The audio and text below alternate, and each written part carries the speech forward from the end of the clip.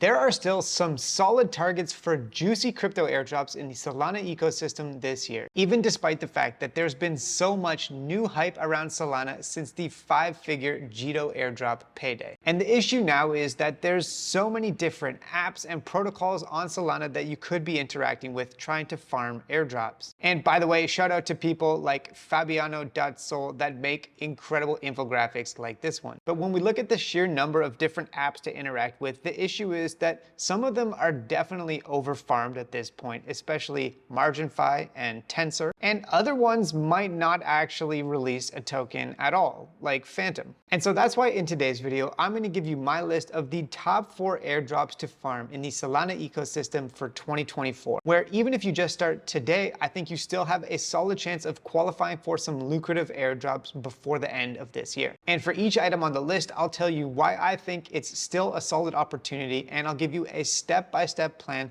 for how to maximize your qualifications. And then at the end, I'll tell you one major issue that's important to be aware of as we move into peak hype and airdrop season, because it could affect all of our chances of getting a solid payday in 2024. All right, with that out of the way, let's move to number 1 on the list, which is Parcel. Now, if you have absolutely no idea what Parcel is, it's basically a platform where you can trade different real estate markets. Currently, there's only 6 markets live in the US, but they are going to be expanding to other cities around the world soon.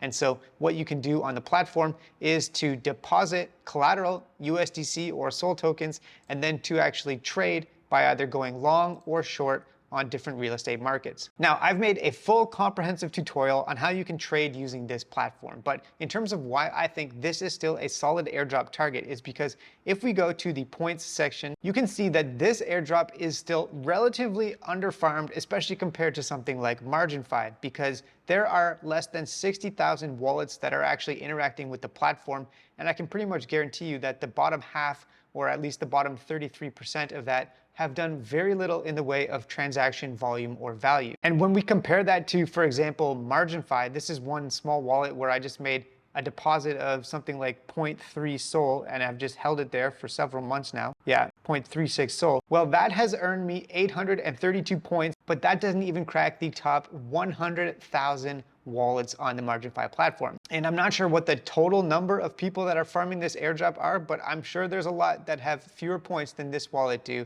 on the platform. And so when we compare that to the relatively few people that are using Parcel, I think that means that there is a greater opportunity here because it's less saturated. Now, in terms of what you need to do to maximize your qualifications, there's 2 basic steps. The first is to provide liquidity, and the second is to trade. And in my other tutorial, I walked through exactly how to do each step. One thing to note is that if you provide liquidity to Parcel, it locks your funds up on the platform for a minimum of 30 days. And if you trade, you do have to deposit some collateral so that you can actually use the leverage on the trading platform. It's important to be careful when trading on leverage, but again, that other video that I posted will walk you through exactly what you need to do to qualify. However, if you have a limited amount of capital and you're looking to maximize your exposure to the Parcel airdrop, I recommend simply depositing into the liquidity pool because that earns 3 points per dollar per day, whereas opening trades on the platform only earns 1 point per dollar per day.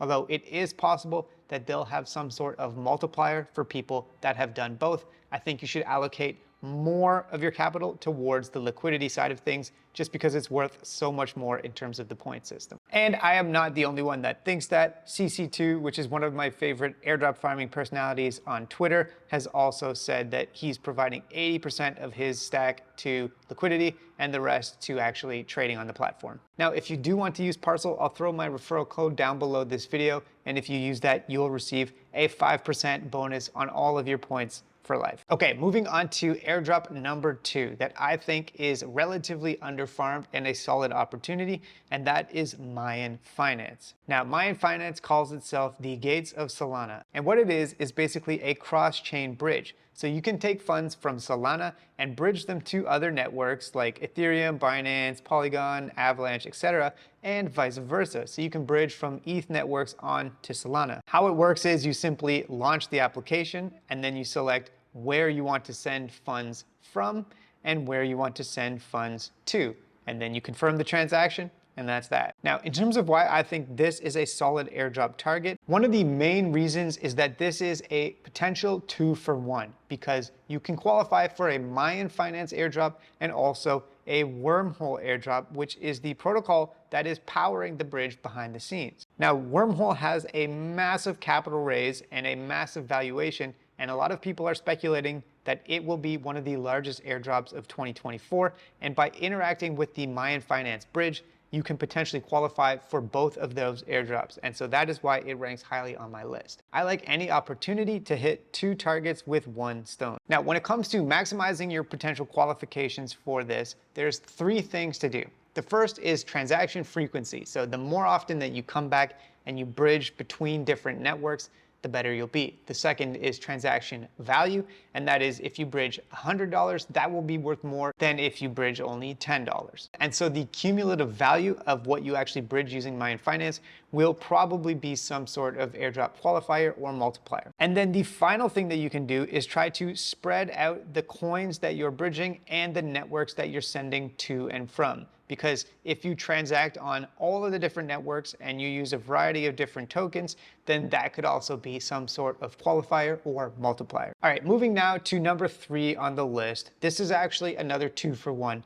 but first I'm going to talk about SolBlaze or BSol. Now, this is where you can stake your Solana tokens in exchange for the liquid staking token BSol. Now, just off the bat, you're already going to be earning around 8.33% APY on that. That's a combination of staking yield for the Solana and also the Blaze airdrop. So if you stake and hold BSol in your wallet, then over time you accumulate the Blaze token rewards, which are periodically airdropped to your wallet every few weeks. And the reason why I like BSol is because, well, Jito already did their airdrop.